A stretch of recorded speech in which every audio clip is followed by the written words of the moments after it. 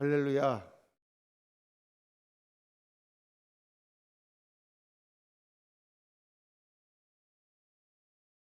네, 앞에 잠깐 제가 기도하면서도 그런 말씀을 했습니다마는 은혜입니다. 모든 것이 다 은혜고 하나님의 은혜인데 그 은혜가 그냥 감성으로만 흘러서는 안 됩니다. 은혜가 감성으로 뜨겁고 하나님 앞에 눈물 나고 감사하지만 우리가 살아가는 세상은 그렇게 항상 우리에게 그렇게 뜨거운 감성을 그렇게 주는 그런 세상이 아니거든요. 세상에 여러 가지 잘못된 그러한 성경 지식과 또 잘못된 이단들과 오늘날 우리들을 혼미케 하는 그런 여러 가지 세상적인 것 때문에 우리가 감성적으로 크게 예수님을 믿고 눈물 흘리고 그럴 뿐만 아니라 또한 정적으로 하나님의 말씀이 어떠며 우리가 어떤 그 말씀의 근거에서 오늘 우리가 신앙생활을 하는가 하는 분명한 기준이 서 있어야 됩니다. 그 가운데 말씀대로 살고 안 되는 것은 회개하고 순종하며 헌신하며 올바른 가치관을 가지고 올바른 인생관을 가지고 올바른 신앙관을 가지고 내려가야 돼요. 그러니까 이게 영혼육 지정의가 균형 있게 딱 서야 됩니다. 제가 그 옛날에 그런 예화를 들었습니다. 우리가 젊은 사람 남녀가 연애를 할 때는 왜 좋으냐 물어보면 이유가 없어요. 그냥 좋은 거야. 감정적이에요, 굉장히. 그래서 뭐 그냥 왜 좋은지 몰라 그냥 좋대. 그렇게 다 하잖아요. 그런데 이제 되게 조금 머리가 있는 사람이면 결혼을 딱 하게 되면 그때는 어떡합니까? 따져보는 거예요. 정말 이 사람이랑 결혼해서 행복할 수 있을까? 또 어떤 경우에는 이 사람이 돈도 못 버는데 결혼해갖고 굶어 죽지 않을까? 이런 것까지 다 계산해가지고 따져보고 굉장히 이성적이죠. 그렇게 결혼합니다. 근데 결혼을 하고 나서 딱 보면 그 좋았던 감정도 다 사라지고 그 사람이랑 결혼해야 될 이유가 있었는데 다 없어졌어. 이성적으로도 안 돼. 그럼 어떻게 된다 그랬어요? 그때는 의지를 발동해야 돼요. 때로는 마음에 안 들고 그렇지만 의지를 발동해서 하나님께서 해결해 주시게 의지를 발동하여 이겨나갈 때 다시 그 가운데 하나님께서 감정도 주고 또 정말 이 사람하고 결혼하기를 잘했고 성적인 깨달음도 주고 이게 제가 살아보니까 이게 인생이 그런 거예요. 우리가 다 그중에 하나에 넘어집니다. 넘어지는데 그렇게 이쪽이 저쪽을 보완하고 이쪽이 저쪽을 보완하고 때로는 이 말도 안 되는 것 같아. 때로는 내가 여기 교회를 다녀야 될 이유가 없는 것 같아. 그래도 하나님 주신 나를 하나님 부르셨으니 내가 그냥 모든 것 다 내려놓고 하나님 앞에 기도하고 나가자 하다 보면 거기서 다시 하나님의 은혜를 다시 내가 왜 여기서 일을 해야 되는 그런 거를 깨닫게 하시는 때가 일을 해보니까 사역이라는 게 그런 것 같아요. 그 교회를 부임해서 그 교회에서 일을 할 때도 마찬가지입니다. 왜 교회에 와가지고 이러고 섬겨야 되지? 그냥 마음도 뜨겁지 않고 막 그래도 안 되는데 그런데 하나님이 보내셨으니 내가 할 일을 다 하겠습니다. 선교지도 마찬가지죠. 선교지 나가고 막 처음에는 막 할렐루야 내가 선교지 가서 지금부터 막 전도하고 막 이 이방 나라에 와서 언어를 배우게 하시니 막 뜨거워서 막 그렇게 했는데 전도의 열매도 없고 그렇게 힘들기만 하고 그냥 먹으면은 그냥 배탈만 나고 계속 그러고 내가 왜 여기 왔지? 왜 나 같은 사람 보냈지? 언어도 너무 배우기 힘들고 회의가 밀려오고 그냥 선교지 그만두고 돌아가 버릴까? 그런 말이 여기까지 올라오는데 어때요? 하나님이 나를 보내주셨어요. 하나님이 나에게 좋은 것을 주셨을 텐데 그리고 들어붙는 거죠. 그때 가운데 다시 은혜가 회복되고 놀랍게 열매들이 맺히고 하나님은 그래서 신앙이 굉장히 균형 잡혀야 된다. 네, 이 말씀이 그냥 딱딱하고 또 이렇게 저는 이 딱딱한 말씀을 재미나게 전하는 그런 은사가 있다고 자부하는데 이 신학교에서 제일 어려운 게 조직 신학이거든요. 조직 신학고 조직 신학 그러면 그냥 머리가 다 조직적으로 아픈 것 같은 그런 느낌을 갖는 사람들이 많은데 제가 한 20여 년 이상 조직 신학을 강의할 때 뉴욕에서부터 우리 그 전도사님들이 얼마나 은혜를 많이 받았는지 모르겠어요.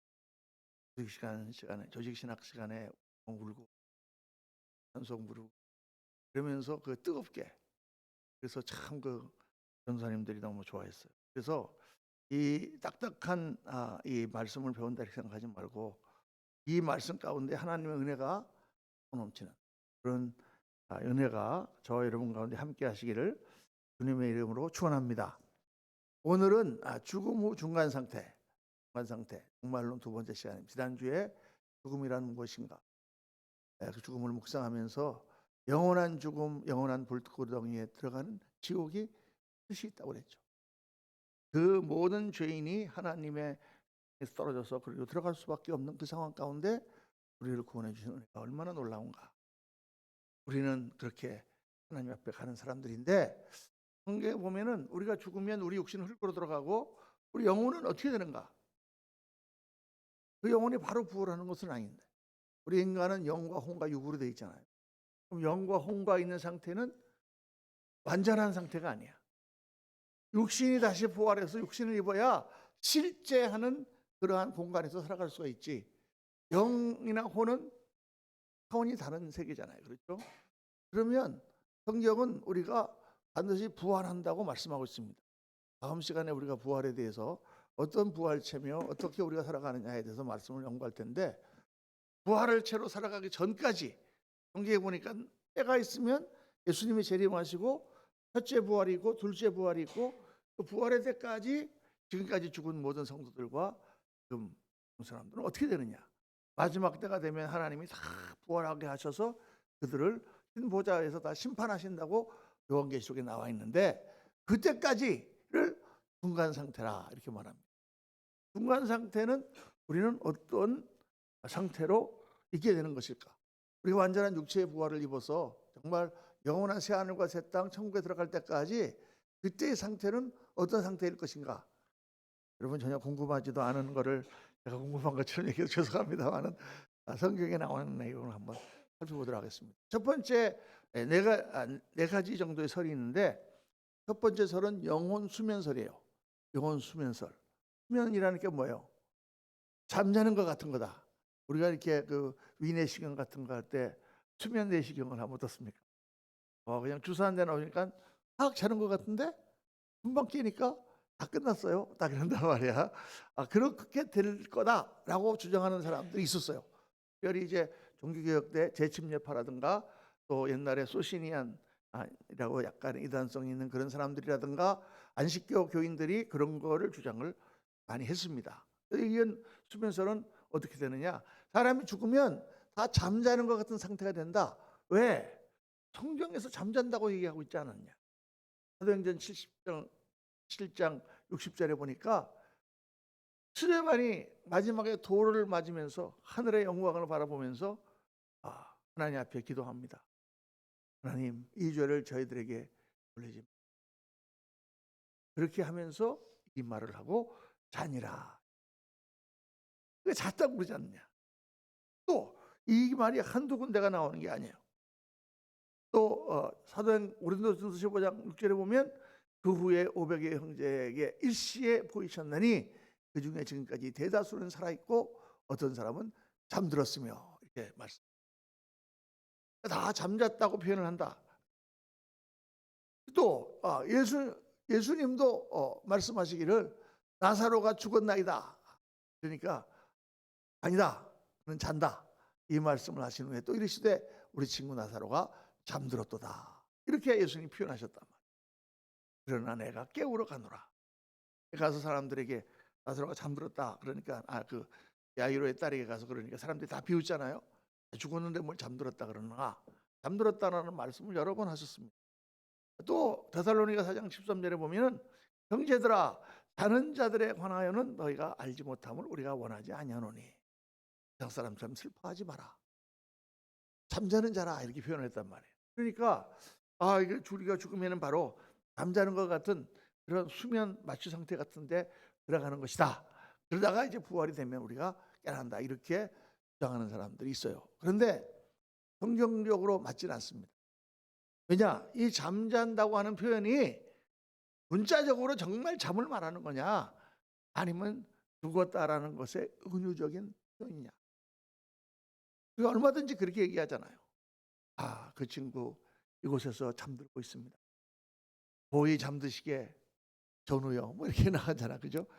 죽고 있다는 것을 잠자는 것으로 표현을 쭉 하는 것이지 그런 표현을 가지고 우리가 정말 수면 마취 상태처럼 잠이 드는 것이냐라고 생각할 수 있는가?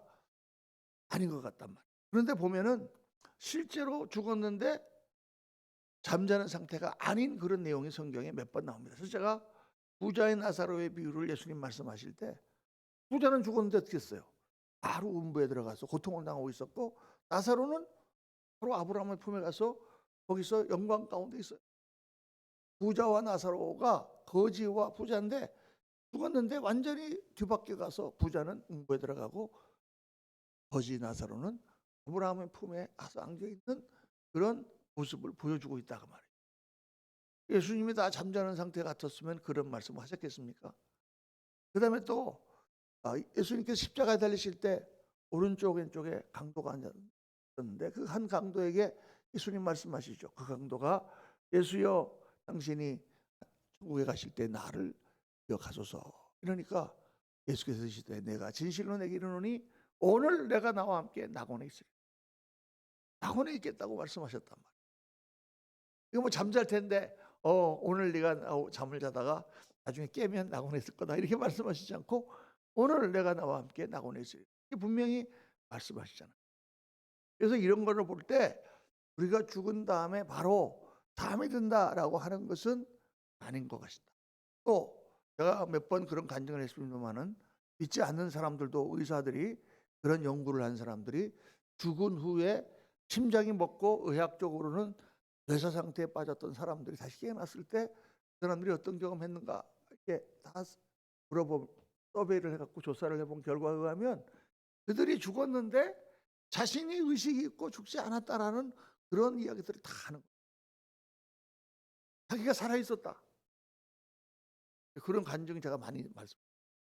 그러니까 죽은 다음에 우리가 수면 상태에 빠진다는 것은 그건 아닌 것 같다. 이제 우리가 이렇게 결론을 내릴 수가 있습니다. 두 번째는 어떤 설이냐? 유명한 연옥설이 있습니다. 연옥은 누가 가르치는 거죠?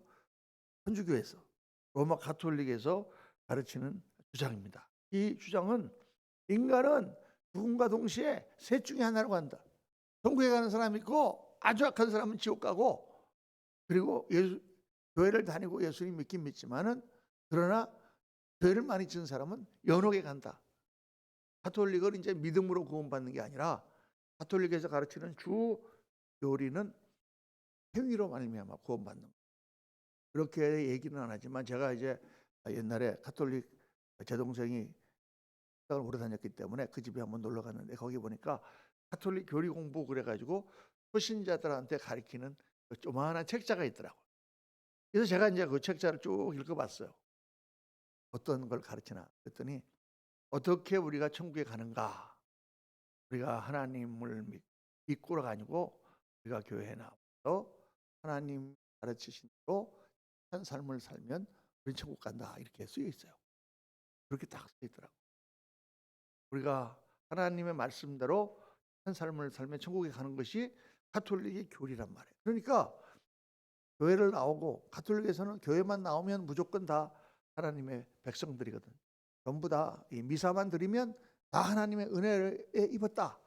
그 유명한 말로 오페레 오페라토라고 하는 라틴어를 쓰는데 오페레 오페라토는 오퍼레이션이 뭐예요? 운용하는 거잖아요. 오페라토 저절로 운행함. 저절로. 그러니까 우리가 믿음이 있든지 없든지 우리가 이렇게 하나님 앞에 나와서 예배를 드리기만 해도 벌써 하나님의 은혜 가운데 그가 들어온 거고 지나가다 술주정뱅이가 그냥 들어와서 그냥 미사에 앉아 있어도 이게 하나님의 은혜로 들어온 거고 그러니 이미 은혜 가운데 이미 역사하고 그가 나와서 하나님이 주시는 떡과 잔을 받아 먹으면 이미 그는 은혜 가운데 들어있기 때문에 교회 안에 들어온 사람 다 하나님 은혜 가운데 이렇게 봅니다. 그런데 뭐 그 가운데는 믿음이 좋은 사람도 있고 신앙이 아주 신앙심이 철한 사람이 있는가 하면 그냥 우리 그 영화에 보다시피 한쪽에서는 미사를 드리면서 한쪽에서는 막 살인을 저지르는 그런 마피아들도 있잖아요. 그 사람들도 다 이렇게 한단 말이에요. 나가서 막 개판을 쳐도 다 가서 축발단 좀 이렇게 한단 말이에요. 그러니까 그런 사람들은 연옥에 간다. 연옥이라는 게 연자가 단련할 때 연자예요. 거기서 단련을 해가지고 착한 일을 하면 공력을 더 쓰면 그거는 그 안에 있는 사람이 훈련을 받을 뿐만 아니라 살아있는 사람이 죽은 자를 위하여 공력을 쌓으면 그 사람이 이렇게 천국으로 한 계단씩 올라간다. 이런 그 교리를 만들었죠. 그래서 성경에 보면은 마태복음 12장 32절에 예수님께서 말씀하시기를 또 누구든지 말로 인자를 고역하면 사하심을 얻되 누구든지 말로 성령을 고역하면 이 세상과 오는 세상에서도 사하심을 얻지 못하리라 이렇게 말씀하셨어요. 그러니까 강력하게 성령을 고역하면 이 땅이나 오는 땅이나 사하심을 받지 못한다.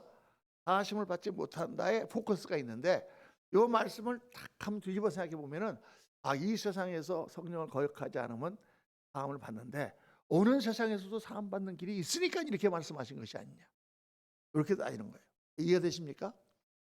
오는 세상에서 사하심을 얻는 경우가 없으면 왜 예수님이 이렇게 말했겠느냐?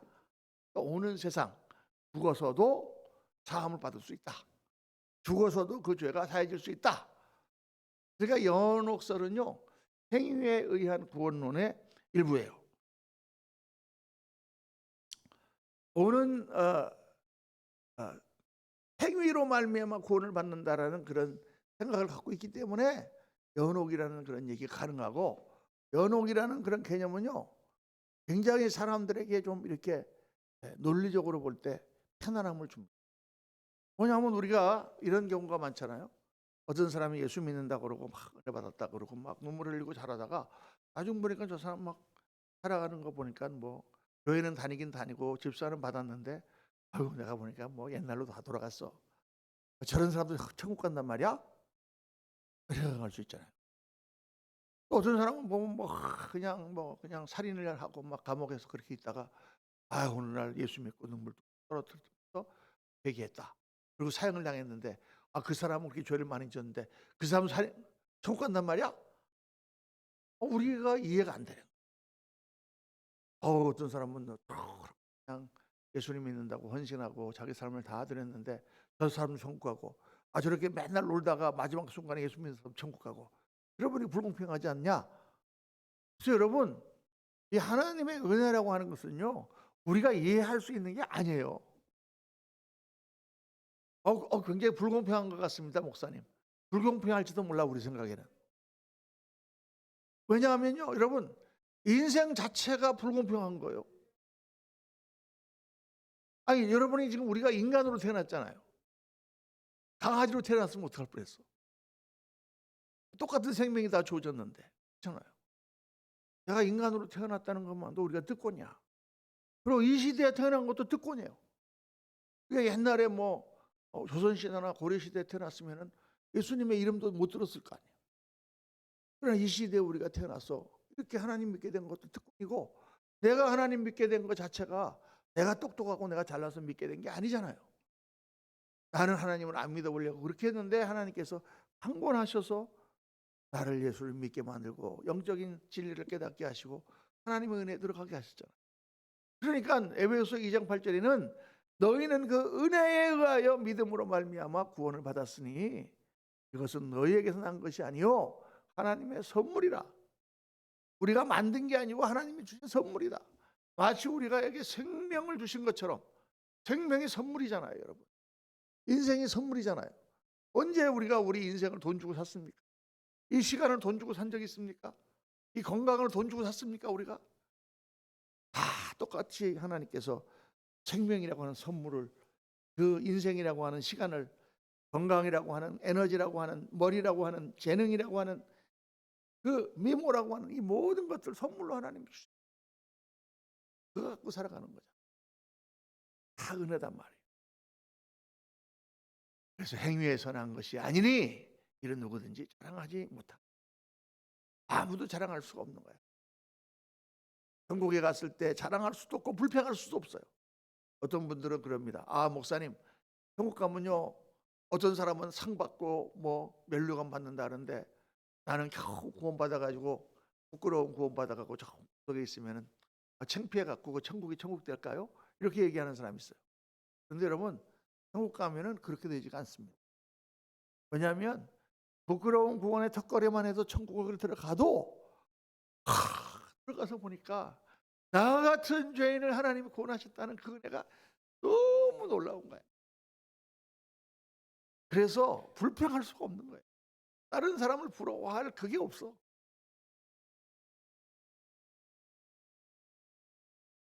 예비고사 떨어질 그런 실력을 가진 사람인데 그게 어린이 양 에따 모르겠다 그냥 나 서울대학교 그냥 경제학과에 그냥 에이 뭐 어차피 뭐 어느 대학도 안 될 건데 하고 그냥 탁 넣었는데 경제학과가 미달이 돼갖고 딱 붙었어. 그럼 어떻게 하겠어요? 들어가가지고 아유 그냥 나는 왜 이렇게 미달로 들어오고 저 사람들 막 공부 열심히 하고 들어오고 막 이거 불공평하잖아 이렇게 얘기하겠습니까? 아유 나 같은 게 이렇게 그냥 여기에 들어와갖고 다니게 한 것만도 너무 감사하지. 그런 거예요. 그래서 은혜라고 하는 것은 우리가 이해할 수 있는 우리가 어떻게 측량할 수 있는 그런 범주에 속한 게 아니에요. 우리가 그걸 잘 몰라서 그렇지. 그래서 다른 사람하고 비교하면서 불평이나 하는 것이 하나님이 부어주시는. 그러니까 하나님 예수 그리스도를 믿고 구원받은 자가 천국 가고 그리스도와 합하여 결합한 자가 천국 가는 그 도를 우리가 성경이 가르치기 때문에 이 언옥설은 받아들일 수가 없는 것입니다. 선지교에서는 그렇게 주장하지 마. 세 번째는 즉각적인 부활을 주장하는 사람들. 최근에 이제 그런 주장을 많이 했는데 우리가 죽는 즉시 부활체를 입는다. 왜? 한 구절을 보니까 고린도후서 5장 3절에 이렇게 입으면 벗은 자들로 발견되지 않으려 함이라. 그 말씀이 무슨 말씀입니까?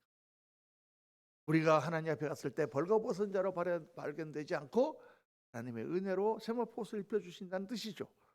근데 이렇게 이제 비유적으로 쓴 애매모호한 표현을 가지고 교리를 만드는 것은 굉장히 위험합니다. 이 즉각적인 부활을 주장한 사람들은 우리가 벗은 자들로 발견되지 않았다는 것은 뭐냐? 우리가 죽자마자 부활체를 입는다는 뜻이다. 그러니까 우리가 벗은 자가 안 되는 거지. 그러면 영혼이 부채 없이 벌거벗은 자처럼 있지 않겠느냐. 이렇게 주장하는 사람들이 있다고 말해요. 그런데 성경은 부활을 기다리는 기간이 있음을 여러 군데에 말씀하고 있습니다.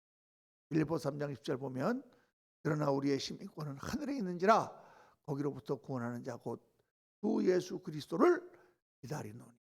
시민권을 받고 거기에서 예수 그리스도의 역사를 기다린다. 주님이 다시 재림하시고 하나님의 부활의 역사가 나타날 것을 기다린다. 또 고린도전서 15장 23절을 보면 그러나 각각 자기 차례대로 드리니 먼저는 첫 열매인 그리스도요 그 다음에는 그가 강림하실 때에 그리스도에게 속한 자요 그 후에는 마지막이니.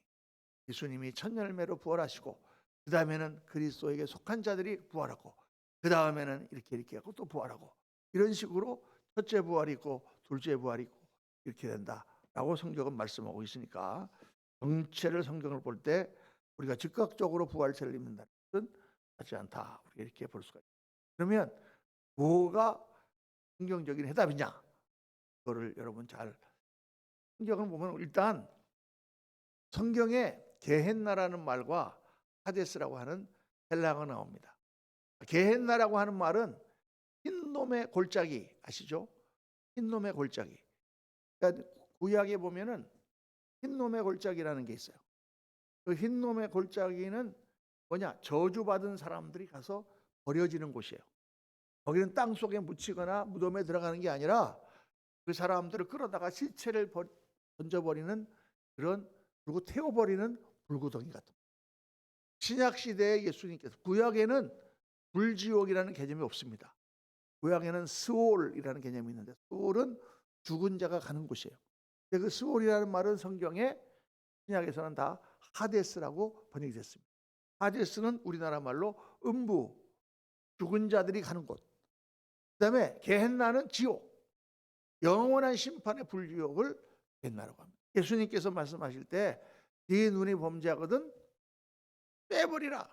두 눈을 가지고 지옥에 가는 것보다 한 눈을 가지고, 불구자지만 한 눈을 가지고 천국에 가는 것이 낫다. 그렇게 말할 때, 그 지옥이라는 말을 할 때 이 게헨나라는 말을 써요. 그 불지옥, 마지막에 보니까 요한계시록 맨 마지막에 사망과 음부도 다 지옥불에 던져진다. 영원히 타지 않는 불. 그래서 마태복음 10장 18절에 예수님 말씀하셨습니다. 몸은 죽여도 영혼은 능히 죽이지 못하는 자들을 두려워하지 말고 오직 몸과 영혼을 능히 지옥에서 멸하실 수를, 영원한 지옥을 말할 때 게헨나를 주셨다 그 말이에요. 계시록 24장 4절에 보면 사망과 음부도 불못에 던져지니 이것은 둘째 사망 곧 불못이라.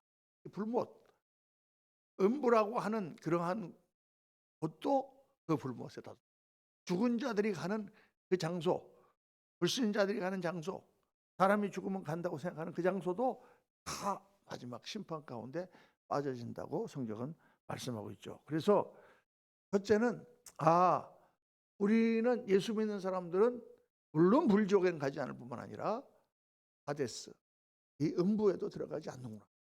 성경에 보면은 예수님을 가르쳐 말하면서 하나님의 거룩한 자로 음부에 빠지지 않게 하셨다라는 말씀이 나오죠. 제가 이 말씀을 묵상하다가 깨달은 게 뭐냐, 예수님께서 마르다에게 말씀하셨습니다. 나는 부활이요 생명이니 나를 믿는 자는 죽어도 살겠고 살아서 믿는 자는 영원히 죽지 아니하리라. 이것을 내가 믿느냐, 이 말이죠. 근데 그 말씀을 읽을 때 죽어서 믿는 자는 영원히 살겠고, 그건 뭐 우리가 죽어도 영원히 사니까 아멘. 그런데 살아서 믿는 자는 영원히 죽지 아니하리라, 이 말씀이 이해가 잘 안 갔었거든요. 그렇잖아요. 살아서 믿는 자는 영원히 죽지 아니하리라. 살아서 믿어도 죽긴 돼. 그래서 어떻게 해석을 했냐면, 죽음이라는 문턱은 넘어가지만 바로 영생으로 들어간다. 그런데 이 말씀을 딱 이렇게 제가 묵상을 하다 보니까 또 바로 이거예요. 우리 살아서 믿는 자는 죽은 자들이 가는 곳 음부에 들어가지 않는다 그 말이에요. 살아서 믿는 자는 죽음의 문턱을 넘치면 바로 하나님이 우리에게 인도하시는 낙원으로 들어간다. 그게 우리가 성경의 그 말씀이 명확하게 깨달아지는 거예요. 이게 몇십 년의 성경을 봐도 지금 깨달아지는 것도 많이 있는 건 너무나 신기해요. 그렇구나. 살아서 믿는 자는 음부에 들어가지 않고 영원한, 의인은 음부로 내려가지 않습니다. 마태복음 18절에 내가 이 반석 위에 내 교회를 세우리니 음부의 권세가 이기지 못하리라. 죽음의 권세라는 뜻이에요. 음부라는 말, 하데스라는 말, 스올이라는 말은 무슨 뜻이냐? 무덤, 땅속, 음부, 죽은 사람이 가는 곳, 그런 곳입니다. 그런 죽음의 권세가 우리를 이기지 못한다.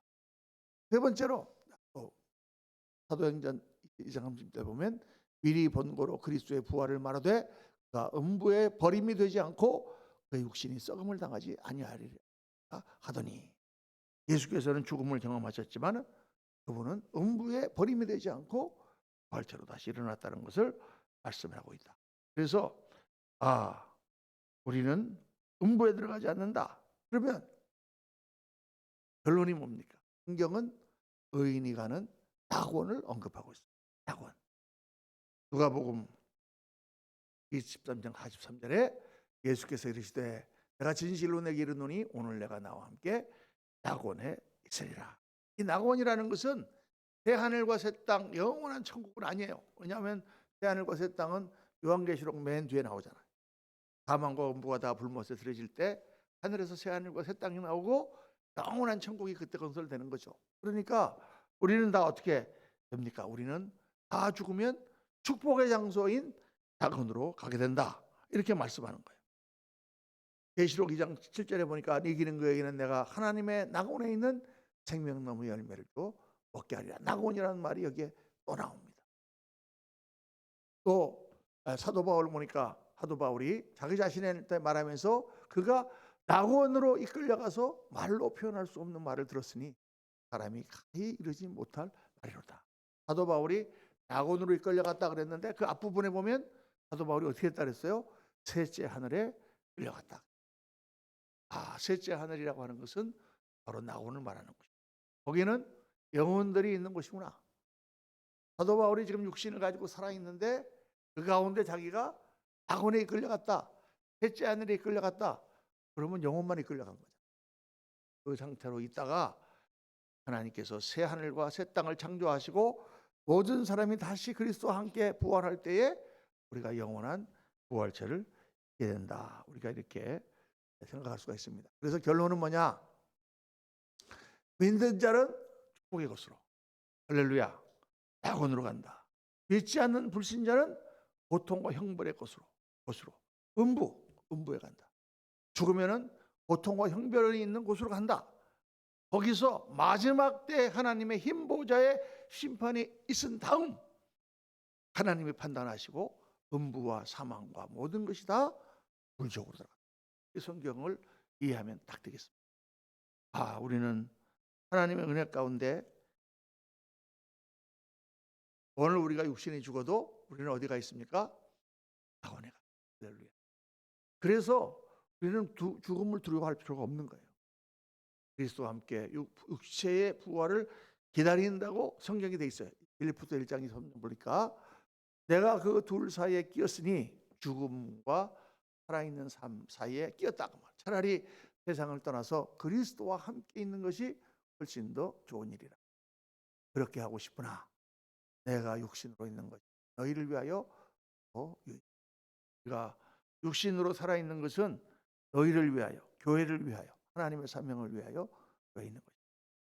내가 이 여러 가지 환난과 고통과 육신의 괴로움 가운데 내가 죽는 것이 더 낫지만 그리스도와 함께 가 있는 것이 훨씬 낫지만 그러나 그렇게 하지 않은 것은 육신으로 있으면서 하나님 맡긴 사명을 감당하기 위함. 오늘 우리가 이 마지막 때 육신의 죽음에 대한 하나님의 말씀을 묵상하면서 다시 한번 여러분 확고한 막연하게 죽으면 천국 간다 이게 아니라 우리가 일단 죽으면 우리 믿는 자들의 영혼은 그리스도와 함께 낙원에 가 있구나. 거기서 그리스도의 하나님의 마지막 때를 기다리고 그리고 부활의 영광 가운데 우리 하늘과 새 땅 들어가는 예수 그리스도를 믿게 된 것이 얼마나 감사합니다. 오늘도 세상에 지난주 우리 설교 제목이 뭡니까? 위의 것을 바라보고 땅의 것을 바라보지 말고 영광을 향하여 승리하며 나가시는 저와 여러분 되시기를 예수님 이름으로 축원합니다. 기도하겠습니다.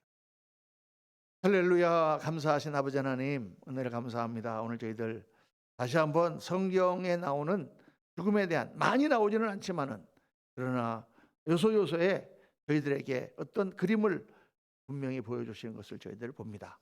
아버지 하나님 명확하게 성경 말씀을 깨닫고 나는 부활이요 생명이니 나를 믿는 자는 죽어도 살겠고 살아서 믿는 자는 음부로 들어가지 아니하고 죽음의 문턱을 넘어 낙원으로 올라가는 것을 저희들 분명히 믿게 하시고 오늘도 그 하나님의 영광 가운데 앞에 칭찬받을 그 영원한 나라를 바라보며 오늘 우리에게 주신 같은 밤 모든 사명에 충성을 다하며 그 모든 일을 기쁨과 감사와 찬송으로 감당해 가는 믿음의 용사들이 다 되도록 저희를 붙들어 주옵소서.